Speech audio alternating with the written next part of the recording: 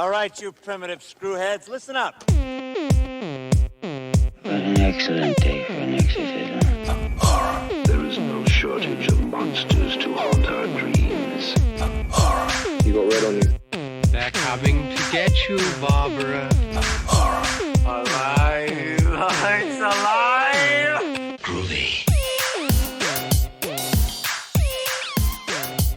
Hey everyone, and welcome to another episode of Oh the Horror. I'm Rob Holmes, and I'm joined today by Mike Haisten. Hey Mike, how you doing? Hey Rob, doing all right, thank you. I'm really looking forward to talking about this one. It's one of my more recent favorite movies. Yeah, this was really cool because I had seen the trailer for this film, but was a little bit iffy about it, but then you recommended it a lot. And that movie is The Wolf of Snow Hollow, written, directed by and starring Jim Cummings. Yeah, I'm not really familiar with any of his other work, and I haven't looked it up, which I meant to do before we came on and talked about his work. But I really enjoyed him in this movie. His mood swings were great, and even as over the top as some of them were. I don't know why he hates computers, kind of. Like, he tells the one cop, like, you should have gone into computer science because you're a terrible police officer. And the other one, you know, he's like, oh, did you learn that in your computer college or whatever? Yeah. Like, but even that wild, like, out of nowhere outbursts of his come across as pretty realistic and grounded for the character in the situation that he's built himself into. Yeah, that's what's really interesting about this film is that you expect it to just be some little quirky comedy about some werewolf that's going to take over this town or is causing all these issues. You're expecting it to be a generic horror film where the main character who's going through all this stuff is actually a werewolf. What a weird concept. That's what I was expecting going into this film. Yeah, I had never seen the trailer. Just somebody whose opinion I trust. Nice. Said that they saw it, the screener a long time ago, and they were like, keep an eye out for this one when it comes out. And so then I saw like a Facebook ad or something for it, and I was just, oh, it's out. So I went and got it, and I'm really glad I did. But yeah, like you said, I didn't know what to expect. I didn't really know the comedic elements were going to be there, but I figured it was just gonna be kind of a generic werewolf movie, which I was super down for. But it definitely has its own quirks. It's very unique in a lot of ways. There's definitely things I don't recall in other werewolf movies. I mean, the first victim has her vagina stolen. Stolen? Like, yeah. Gone. He says, is there any evidence of sexual assault? And he said, that part of the crime scene is missing, sir. Oh, yeah, and then Robert Forster's like, son, I've been in this for a long time. I can handle it. And he goes, no, it's actually, like, missing. It's been taken away. Right. And this is Robert Forster's last film, isn't it? Yeah, this was his last role. Because I really enjoyed him in the movie. He was great. Absolutely great in this.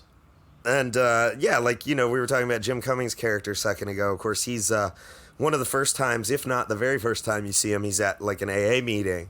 And, that immediately, that and the way he's handling this meeting give him so much backstory.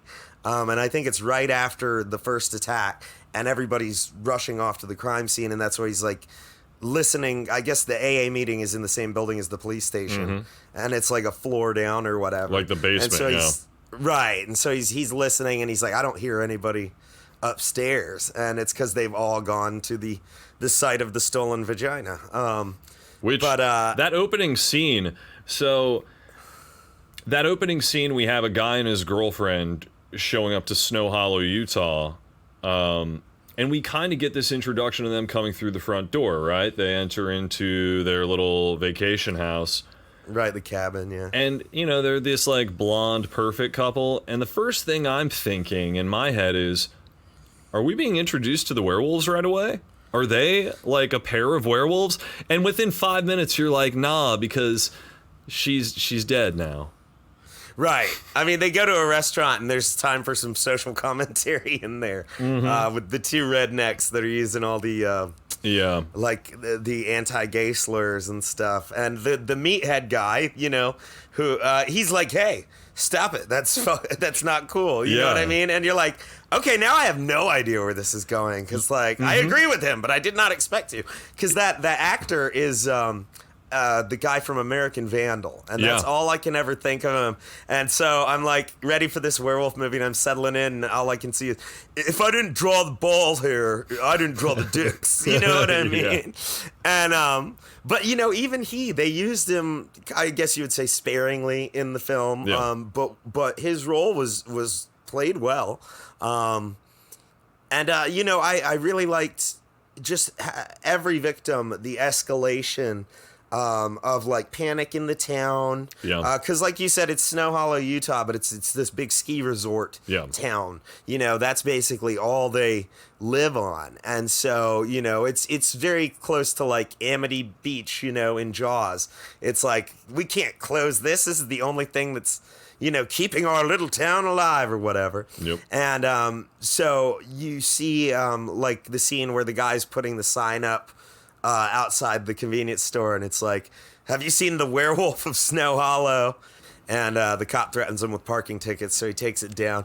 But not only in the community, because I love those little montages of the people that are so upset. You haven't arrested this guy? My 7-year-old daughter could catch this killer. And then the main character's kind of sanity and sobriety, how it's affected every time. But I liked it, because it doesn't seem like it comes out of nowhere.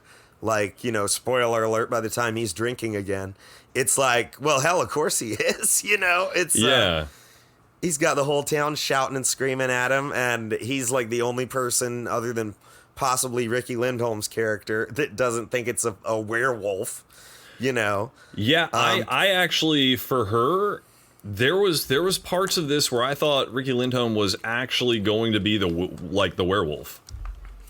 Yeah, that I could see. There was a few moments in there where I'm like, is she the werewolf? Is he the werewolf? Is his dad the werewolf because he's not doing well and maybe he can't control himself? For a second, I'm like, is it a town of werewolves who have gone back to normal and now there's one of their own killing and they're trying to hide it from the locals? I went all over the place. That's actually, that sounds pretty interesting. But no, of course, it's not any of those things. I like her. I call her the Red Riding Hood girl, the girl with the red ribbon in her hair. Oh my gosh, yeah. And you know that because she actually meets, you know, a suspect, shall we say, in the diner. And they do such a good job of keeping this person off screen, and you know, it's not a voice you can match up to anybody else that you've seen in the movie. And then when she uses the phone, because she gets creeped out, she goes up to the counter and tells him to call the police or whatever. You see him stand up in the background, and it's just this huge, like, blurry shape. It's almost like Bigfoot back there. This very lanky shape in a hoodie, just... Yeah, like one of those big down jacket hoodies. And God, it was... I thought it was really neat, because you're like, this person looks monstrous even as, you know, as a human. And a lot of times, you know, werewolf movies, like you said, you thought it could have been Riki Lindhome and so on and so forth. There's, of course, like Dog Soldiers, where the girl that's been with them the whole time turns out to be a werewolf. And so it's a lot of times the anatomy of the person that is the werewolf is totally different than the big hulking beast, you know? And it was kind of neat, even though I was going to say to see it, even though it's all blurry and hard to see, it was neat to... They do a good job. That's kind of, you know, to make another Jaws comparison, that's the shark's fin in the water, you know, while everybody's all happy and frolicking around. It was really, really ominous, and it did a great job bridging one of the longer sections between murders or killings or whatever you want to call them. Well, and actually, speaking of the murders, we get our second one with, because we're introduced to this woman in the beginning. And what she... Snowboard instructor, yeah. And we just see her. We don't see the rest of who she's, teaching the class or whatever. They're kind of off screen. So we're focused on her. We know that she is the person we are following for this. And we get to see a part of her life. And then the end of her life. Right. I thought that's a great point. Like when they introduce her, it definitely, because it's still early enough in the movie, it definitely seems that, this could be a main character.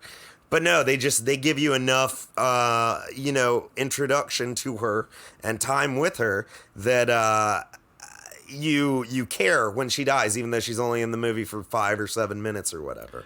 And she's got a brutal death too. Her death was amazing because we get to see the wolf. It's not this idea, is there a werewolf, is there not? You get to see this beast in all of its glory in this beautiful moonlit silhouette, and it looks so good. Right, that was such a good shot. Like when it's standing up across the little lot from her, yeah. Practical effects done so well, and he's like, the werewolf has torn her arm off, like she's missing an arm now, and she goes down and she looks and her arm is gone.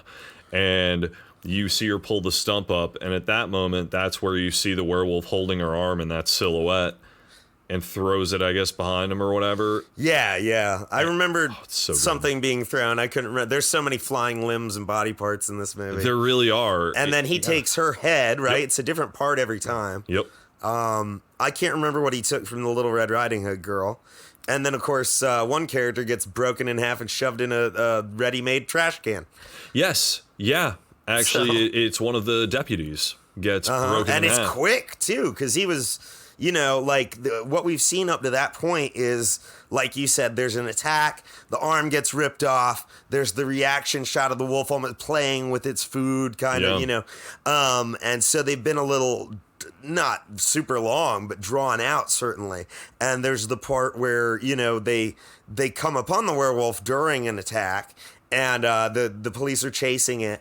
And while he's being chased and stuff, he has the time to break this deputy in half and shove him in a trash can. Yeah. And then, get away. And it's like that fast power is just wild. And I think, with the huge focus on AA and everything, I think there's some subtext there about, the how quickly this power over somebody, whether it's lycanthropy or alcoholism or what have you, can take over, and how devastating they can be. But you don't even have to watch the movie with that subtext. You can just watch it and watch an amazingly well done werewolf movie.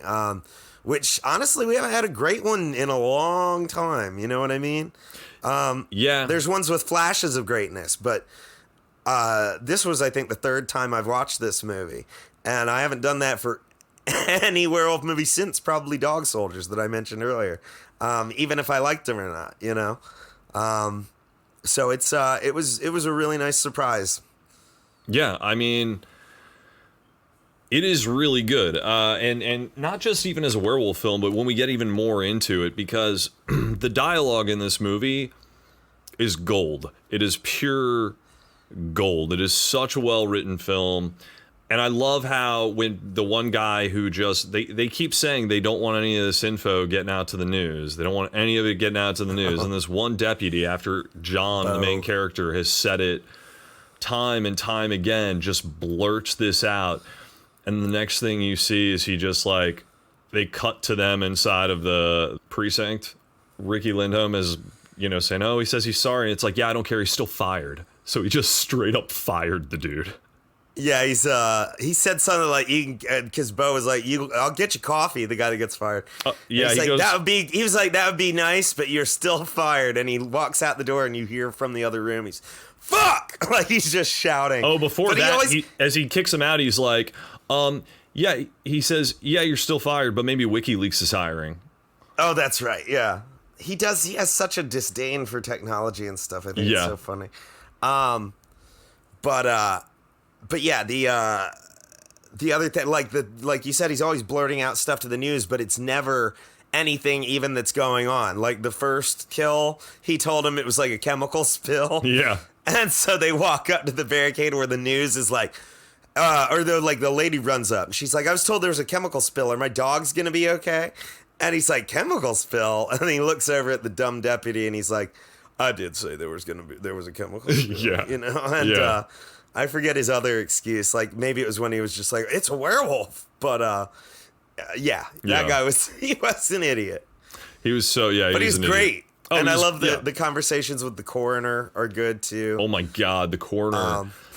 He's such a dickhead. Well, he's such a dick, and it builds up to the point where John is like, well, now you're going to have to tell your daughter that you're fired, so she won't be able to go to school. Yeah, he said, tell your daughter that she's going to lose all her friends and have to make new ones because you're not going to be in the school district anymore because you're fired. Yep, it was amazing. Like, so funny. He goes hard on that little girl, and like she's not even in the movie. Yeah, it's just it's pretty great. And I thought, the relationship with him and his daughter was okay, but not overdone. Like you got the gist of it without having to focus too much time on it. Dude, she's the one who's taking care of him, and that's the thing is that she's the adult, and though she is going out and hooking up with a guy and being very aggressive with him, he's not the traditional in the movie where the guy's trying to get laid and the girl's like, no. She's like, we're doing this, and he's like, maybe we shouldn't. Like, there's people watching. And she's like, I don't care. Right. Yeah, she's all about it. But then it turns out the woman's pointing to, like, there's a werewolf about to attack them. Yes, yeah, that's the part that starts the chase, of course. Yeah, but even before that, I love when John, they're like, so what are you going to do? And he's like, I'm going to find him, and I'm going to kill him. I mean, we're going to bring him to justice. Yeah. He's like, I'm going to bring him to justice. Yeah. And his ex-wife hates him. Like, she hates him so much. She doesn't respect him. His stress is like 2 and 11. I love that scene in the diner where he's talking to her. And the dumb deputy comes in because they found the second body. And he's in the middle of being yelled at by his wife. And Deputy Bo comes in and is like, sir, or whatever. And he goes, what? And he just makes this like face and stares down at his hands, and John's like, oh, like there's another one. Yeah, like I thought that was really well done. Even the minor characters in this movie had a lot of character and time to shine in their own rights. Well, I mean, even when the daughter psychoanalyzes her dad, she does a Rikki Tikki Tavi reference. And I was like, what? And then I'm thinking to myself, I'm like, yes, Jim Cummings, you did write all of this dialogue, because that's something that's like people who are in their late 30s or 40s know that more than like a younger generation. Right. Yeah, because I think he says he's 37 or 39. Yeah, he's 30. He says he's 37, yeah. Or something like that. Yeah. And then, we get, they go and talk to the boyfriend again, like, because they want to find the boyfriend of the woman who was killed in the beginning, because they want to, like, return some stuff to him or whatever. And, he's like, I don't want you to arrest him. He's like, don't arrest him, just shoot him in the face till you can see the ground. It's brutal. And the guy just is like... It's like, okay. Yeah. And then just leaves. I like when he, after, his daughter was hooking up with the dude in the car, and he breaks into the guy's house while he's drunk to try and beat up, like, the high school boy. Yeah. And the kid's mom maces both of them. And then finds out who he is. Right. And immediately she's mad at her son then. She's like, what did you do? But he just calmly walks to their kitchen and pulls the milk out of the fridge and just dumps it all over his face. And I can't help but watch that scene, and I'm like, who's going to clean that shit up? That's going to be so sticky. It's like a werewolf movie, and I've showed the most concern, not for the woman with the stolen vagina or the woman with the missing head, but this lady's kitchen floor. Yeah. And that shit was terrifying to me, Rob. It was a nonstop thrill ride, this movie. Well, let's go from that terrifying thing to when the woman who was at the diner, who was a Mrs. Fairchild, who had a daughter, and I said had because...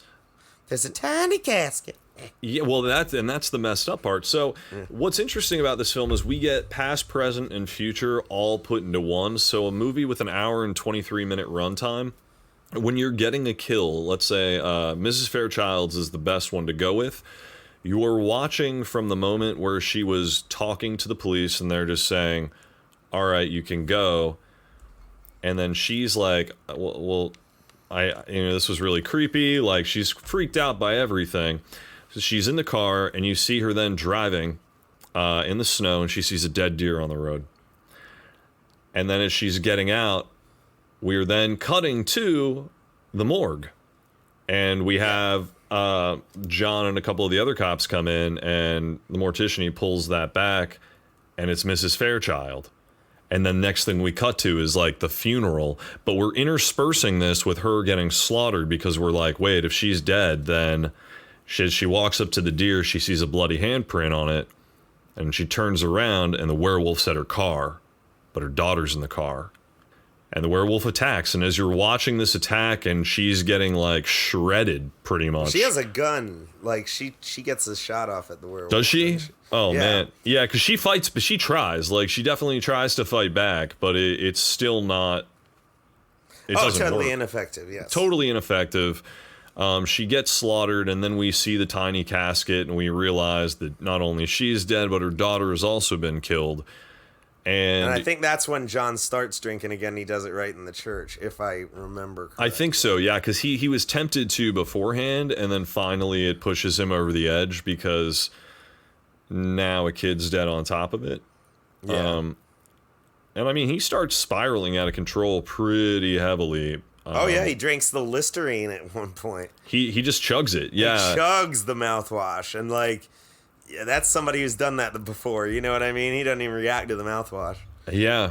And then it's like, yeah, because everyone hates the cops in the town, which is justified because literally they can't solve anything.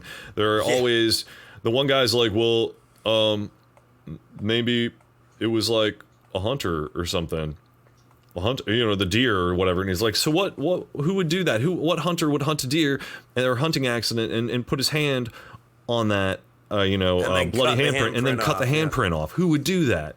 I don't know, hunting accident or whatever. He says he's it's like a weird hunter. Yeah. Okay, buddy. I mean, that's the guy who gets broken in half. So like, he's useless. So, I'm not saying he got what he deserved in this, but he's useless. Yeah, he was pretty useless. Takes up a lot of trash can realty though. Yeah, he does a whole lot. Filled that whole thing up. Yeah, hanging out the top. But yeah, Jim Cummings, John, has started drinking. We have a relapse, and I wrote, damn, even the Listerine. Yeah. And that's an accurate note. I put also an amazing way to smash an oven door, because that... Oh, yes! I've never seen that happen in a movie, and it was so amazing. Yeah, and that looked like it hurt too. Like he's standing kind of in the corner of his kitchen counter, and the oven door is down, and he's just so drunk that he finally passes out, like sideways, and winds up like half falling stomach first over, half kneeling through the open oven door, and just all the glass and then his ass are all on the kitchen floor. Yeah, and the glass pops out and shatters, and the door breaks down, and he falls. It was amazing. It's just such an amazing scene. That'd be a hell of a mess to make up 2 in the morning. Yeah. Yeah. God, he ruins everyone's kitchen in this movie. I didn't even realize that. Yeah, he does. He's reckless. He hates kitchens and computers and werewolves. So now we cut to another body, and this guy who has this wolf-like dog that lives in the middle of nowhere and has a wolf tattoo on his arm burning this body. And it's like, well, that's weird and interesting, because we've seen him before, and he's this junkie guy that we see, and you kind of don't know who he is, and you think, well, maybe he's this wolf, because we've seen this other lanky dude in a hoodie, and they look kind of similar. And it's like, all right, we're getting hints at what's going on in this world. It's fleshing it out further. And it definitely wants you to think of him as a big suspect. Yes. With that close up on the wolf tattoo and everything. Oh, and it's such a cool moment where you're like, really? This is where they're going to go with it? But it's so much bigger than that.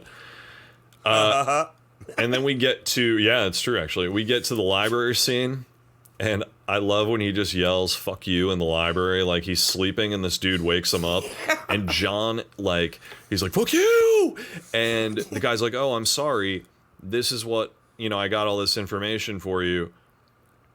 And he's like, if I were any other cop, you got really lucky there. If I were any other cop, I would have just shot you. You don't wake up a sleeping cop. He said this would have ended in a shooting, and the librarian's, oh, really? He's like, yes, really.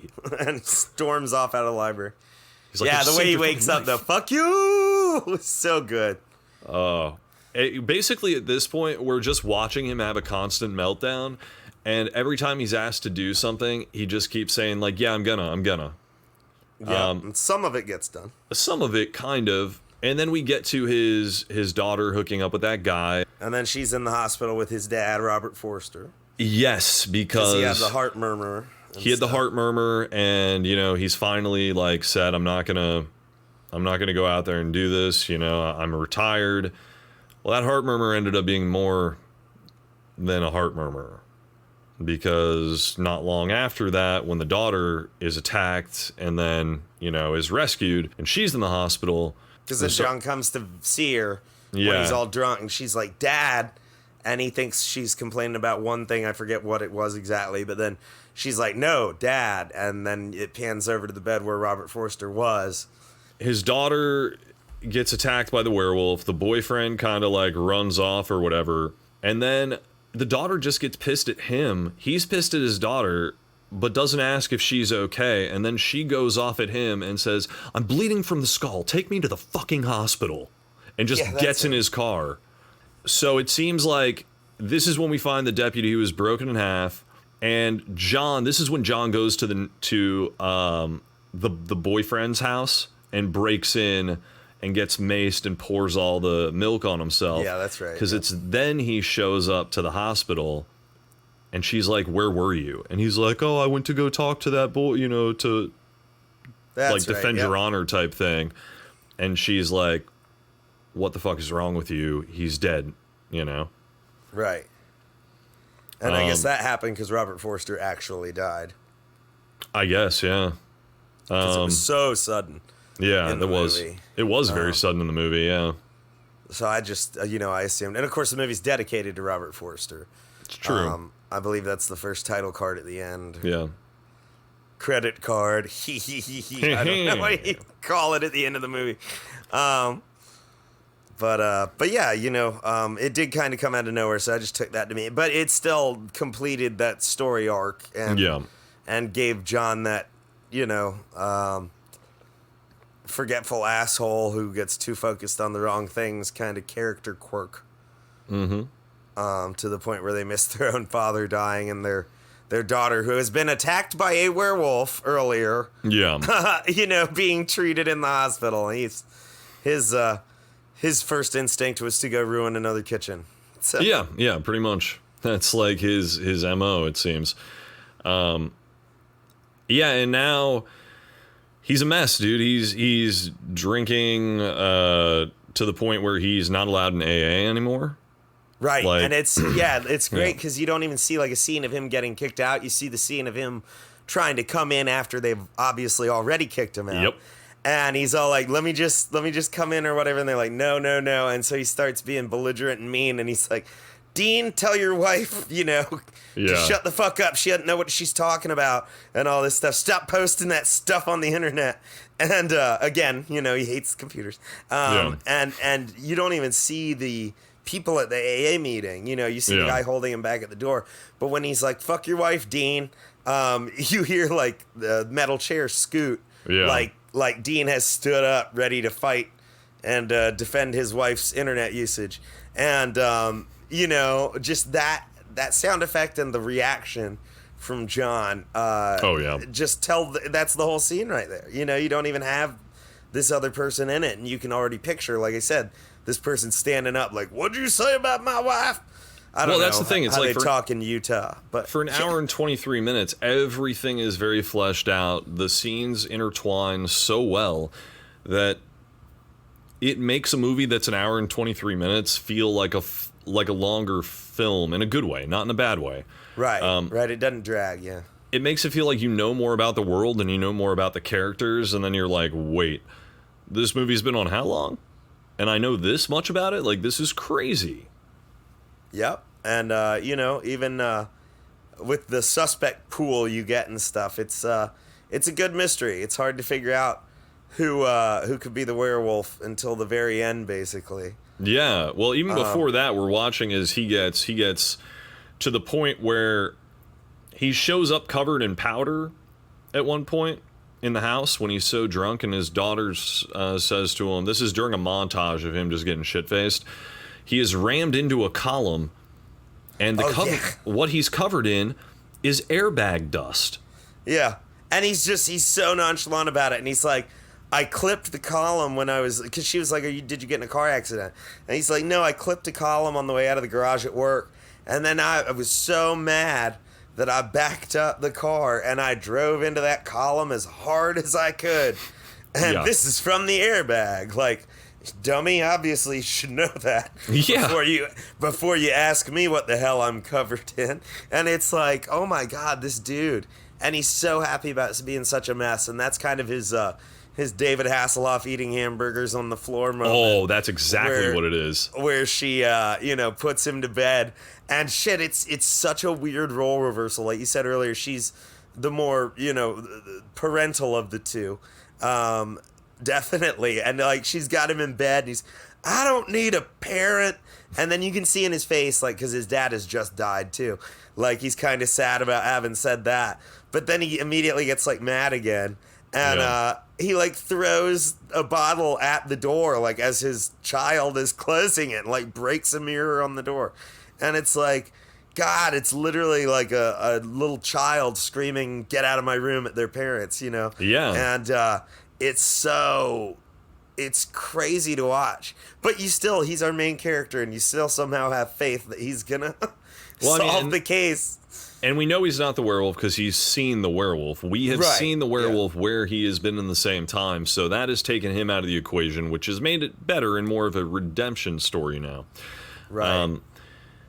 But yeah, he's a mess, but then I think it juxtaposes perfectly to we cut back to this junky werewolf guy, and we see him as the dog is, like, moving through or whatever, and the guy's injected himself, and then we just see him kind of, like, fall back, and I'm like, did he just OD? Yeah. Yeah. Yeah. Yeah, because they go, hey, we found the guy. And they're like, what? Yep. He had a tattoo. He had a tattoo of a wolf. And they found bodies. Yeah. Well, they found, like, a body or two or whatever. And this is where, like, someone had so earlier in the movie, someone had thrown a bottle at the cops when Riki Lindhome and him were out there. And he's like, who would throw a bottle at a cop? That is one of my favorite lines, I love that. too.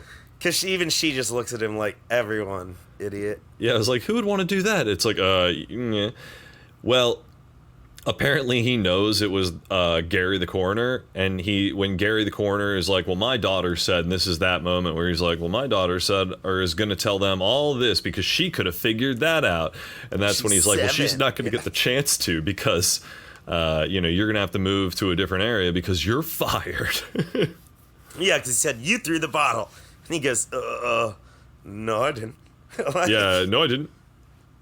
So obviously guilty. But, and then it's a big time jump after they think they found the guy. Because then next time you see it, it's John is not nearly as high up in the police department as he was. No. He doesn't have, like, his service gun and stuff. He's got, like, his dad's old revolver or whatever. He's in charge. He's kind of like a gopher for the police at this point, like, because he fucked up so bad with all his drinking and all that jazz. Like he left the police car parked in the middle of the street at one point, and the little old lady receptionist had to come in and get his keys and move it and all that stuff. And so he's like returning evidence to people now that they've closed the case down. He's returning stuff they confiscated from the townsfolk. Well, it starts with, like, Riki Lindhome has to really be the voice of reason for John to get his life back together. Because he's hit this really low point, and she kind of talks to him and brings him back to kind of wanting to get off his ass and not just be drunk and wallow forever. John has decided he's going to go and drop things off at like Paul Carnery's, the guy who's a taxidermist, where he had evidence as well.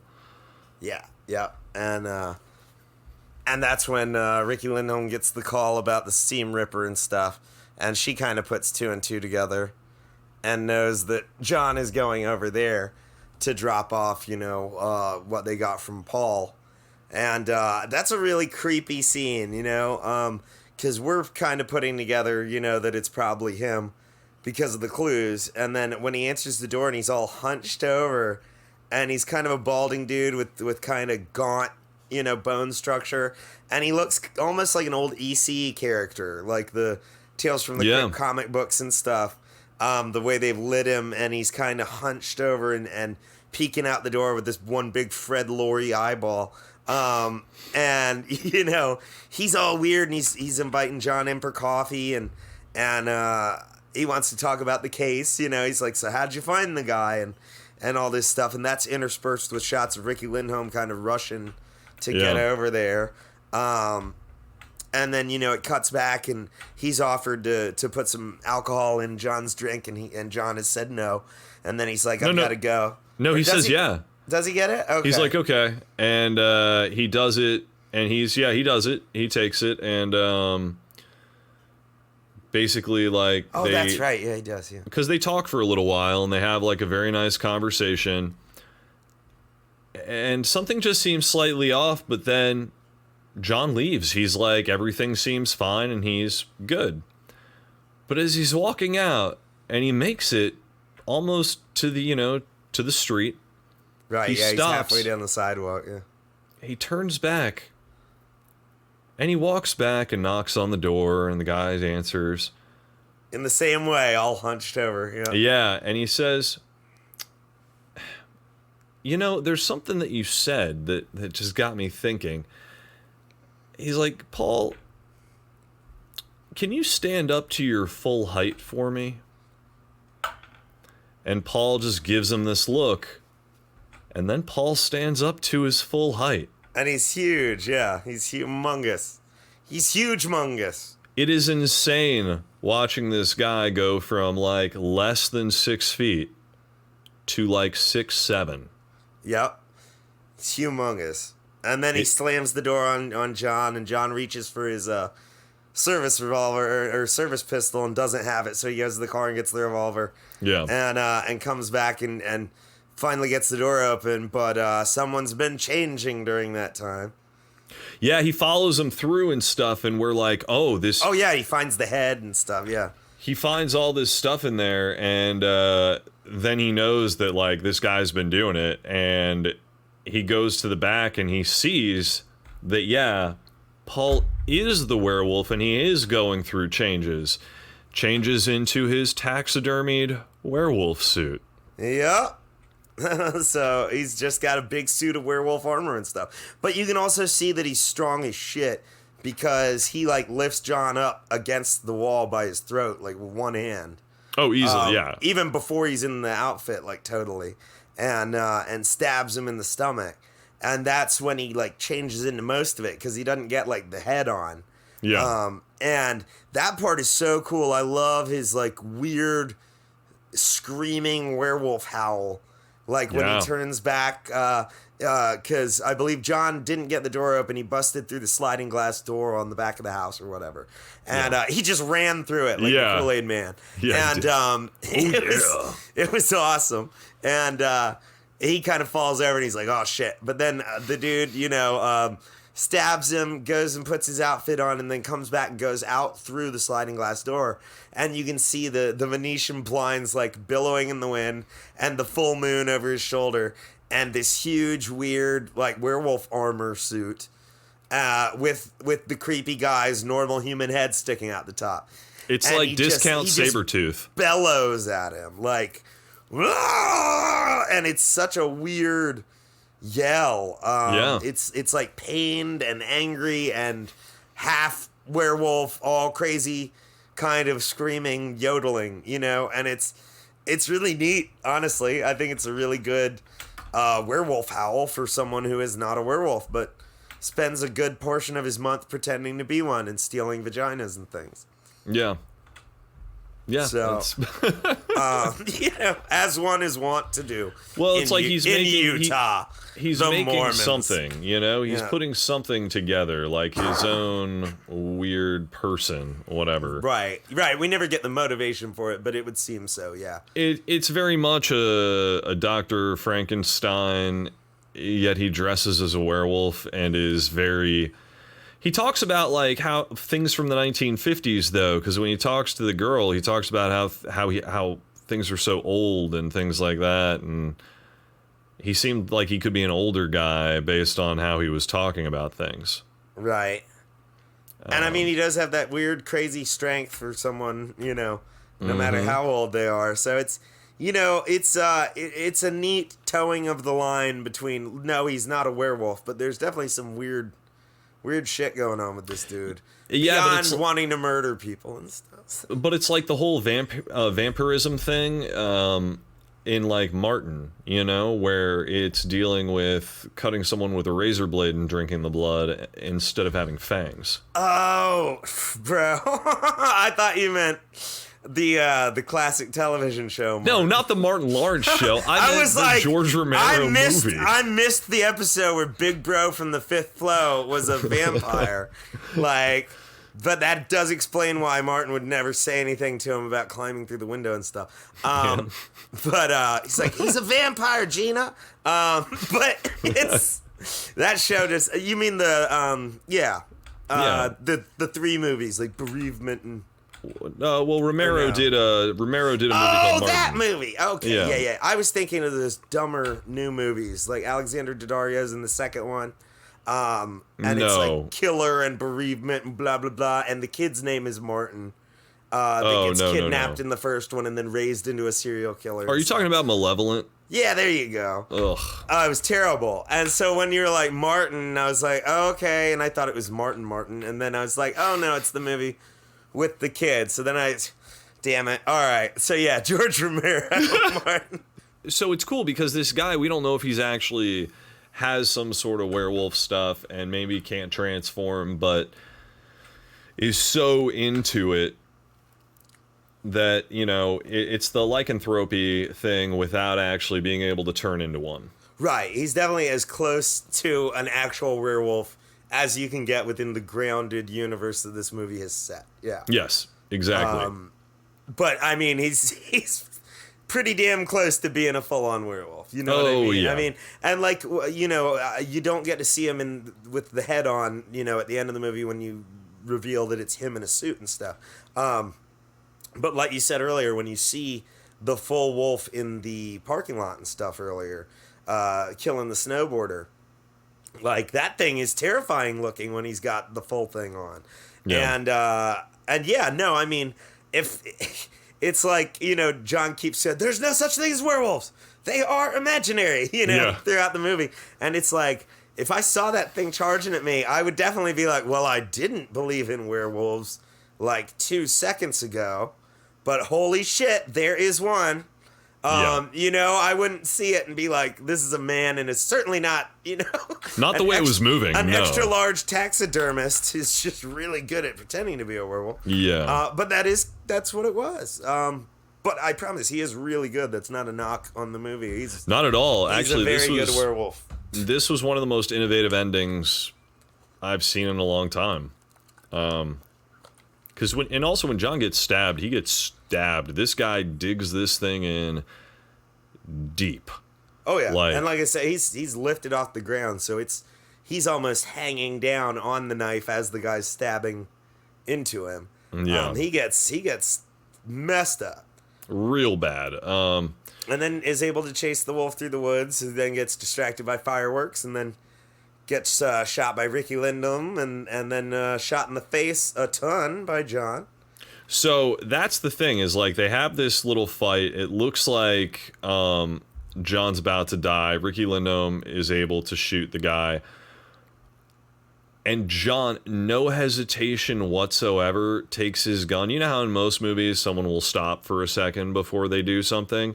He just takes the gun like it's the most casual thing and just shoots the guy in the face until he can see the snow through his face. Yeah. He shoots him like 5 or 6 times right through the head. Just no hesitation. Because he's got his hand up too, yeah. Like, and he shoots one through his hand and into his cheek and stuff, yeah.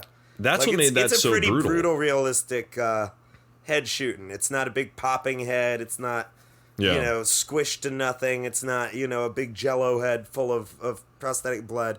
They really, it's funny because the juxtaposition with this guy in a giant werewolf suit, and how realistic the shooting of the face and head is. It kept making me think of that documentary, The Thin Blue Line, from way back in the day where the guy was on death row in Texas for shooting a police officer at like a traffic stop. And he was like, no, it wasn't me. It was this other kid that had the car and all the evidence and blah, blah, blah. But during that documentary, they show a couple of the autopsy pictures just real fast of the gentleman who'd been shot in the face. And it's very similar, especially the ones that go like into the cheek, under the eye and everything. Yeah. It's very much not like a movie headshot, Not at all, no. It's the thing that really makes it so disturbing is that he is trying to be like, no, don't shoot. And he starts shooting, he gets his hand up to block it, shoots right through it. And then you're like, but in the way that you see it go through, and then he just keeps shooting him as his hand kind of falls back, and it's like, damn, there's something, it's so brutal and so real. And it just kind of, at that point, we're like, oh, what's going to happen next? We cut to the girl in college, because he just kind of falls. Yeah, at he that passes point. out, yeah. And we're like, oh, did he just fall and die? Because we cut to the daughter, and she's in college, and then we see Riki Lindhome come in, and she's the new sheriff, yeah. She's the new sheriff, so I'm thinking that John has died or something. Right, they definitely tease you with that, because the way he comes into the scene, like, swinging around the door frame, where he's, hey, did we get everything, or whatever? Yeah. And that's a cute little conversation, because he's like, I left you something for protection in the drawer. And she's like, ooh, gross, And he did leave condoms in there, but she also, like, you don't see what's in there, but she looks in the drawer and then kind of looks after him, and you're like, oh, he definitely also meant a gun. Yep, because when you see him walk out and he looks down or something, he doesn't have it on him. Right. And you're like, oh, he totally left it. He totally and then those put a gun two kids in there. are like, because she's on the gymnastics team or dive team or whatever. I think it's gymnastics, but the two kids are wandering onto campus and they're like, ooh, fresh meat from the gymnastics team or whatever.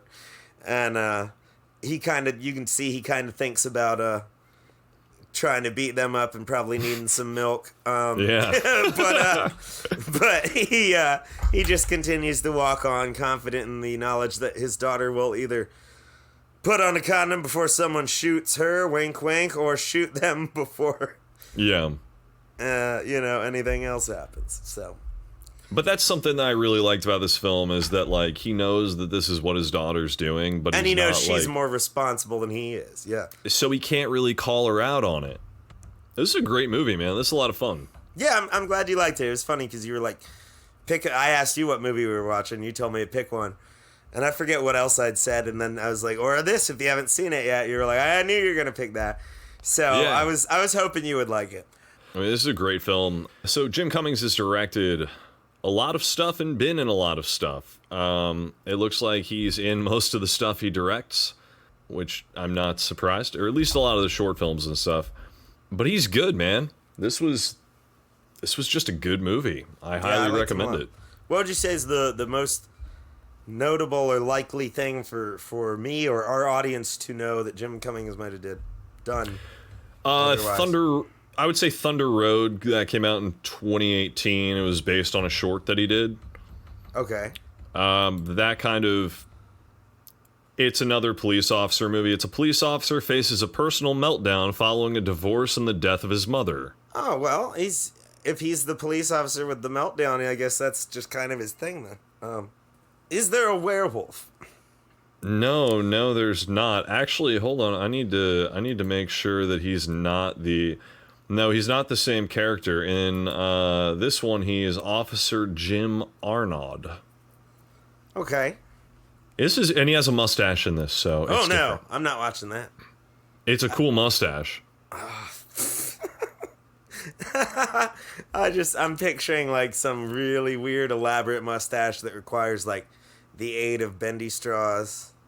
No, dude, it's what you would expect. It's like it's a total cop mustache, but like on Jim Cummings, so it looks like a combination between a cop mustache and a porn stash. Okay, yeah, that's all I can picture is the porn stash. Yeah. I love how apparently in Germany it's called Der Chaos Cop. Ooh, der Chaos Cop. Der Chaos Cop. What's the wolf? Die Wölfe zum Snow Hollow. I mean, I don't know what it's probably more literal. I mean, yeah, Thunder Road to the Chaos Cop. I think that was just more like they didn't know. That's a good one. Yeah, I was looking at a list of movies that have, wild titles overseas. Oh, and yeah. I love some of them. I can't remember because I was laughing so hard at the third Die Hard is called Die Hard Mega Hard. And that is amazing. I was like, that's a better title than the one we got. I like Die Hard with a Vengeance. I mean, think it's good, but Mega Hard, come on, dude, that's awesome. Guardians of the Galaxy had a really weird one. It was like the unusual superhero following group or something. Well, because they can't, if it's in Russia, they can't do Guardians because Guardians is its own like franchise, so it would probably dilute from that. It's its own like superhero thing that they did. Is that the thing with the Werebear Man and stuff? Yeah, that's a terrible movie, but it's fun to watch. It's not good, but sometimes it looks good. Yeah, sometimes, In stills, it looks really good. I'll give you that, yeah. In motion, less so. Yeah, it looks like those old, like kind of bootleg DVD action movies you'd get at the store that sold katanas in Lynhaven Mall. Yeah. Like in 2002. Oh, no, this is better CG than that. Oh, I don't know. Some of it was, I thought, really bad, but it's been a minute. I mean, I like to put the baseline as 2003's Daredevil on the low scale, so...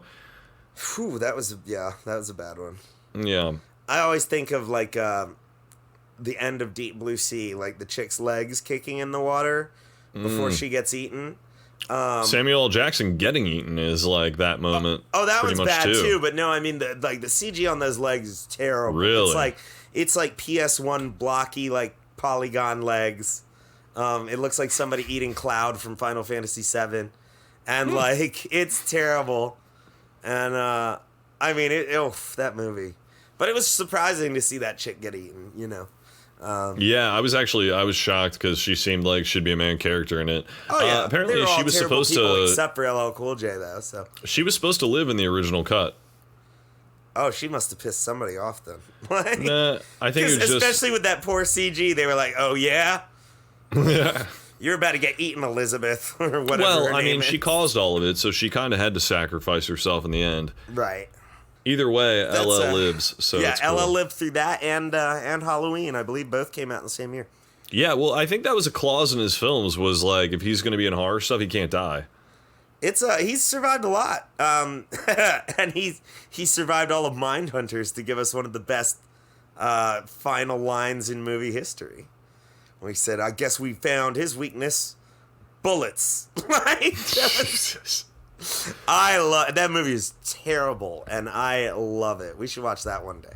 Mindhunters is terrible because I remember when there's multiple cuts of it, or there's supposed to be, because it was supposed to be a good Rennie Harlin film, and it ended up being an abysmal Rennie Harlin film. And the effects on Dead Puppet Val Kilmer were something else. Oh yeah, that was just so thrown together too. Yeah. I think that was when he was diagnosed with his throat cancer or whatever, and he had to leave the movie. I can't remember exactly, but it might have been, yeah. But regardless, well, this was definitely recommend The Wolf of Snow Hollow. If you haven't seen it, find a way to see it. Yeah. I mean, you can currently rent it on like Prime or whatever. It's probably going to be on a streaming service soon if you don't want to spend the money to rent it. But I would say just do it because it's that good. It is. And if if you like indie films and indie comedies and stuff that have that bite, that have and that are genuinely just funny and at times kind of terrifying, you know, in the moments of the attacks and stuff and the juxtaposition and like everything is put there for a reason. It's very meticulously made. Yep, and definitely clearly a labor of love by all involved. Absolutely. And yeah, well, thank you for having me on this week, man, to talk about it. Yeah, man. I really enjoyed the movie. Thanks for being on. Yeah, anytime. Let me know when we're watching Mindhunters. Soon enough. All right, well, that'll do it for us this week on Oh the Horror. Yeah, thanks, Mike, for being on. And until next time, you know what? Maybe WikiLeaks is hiring. Yeah, exactly. Look at me, Damien. It's all for you. Come, it is time to keep your appointment with the Wicker Man. When there's no more room in hell, the dead will walk here.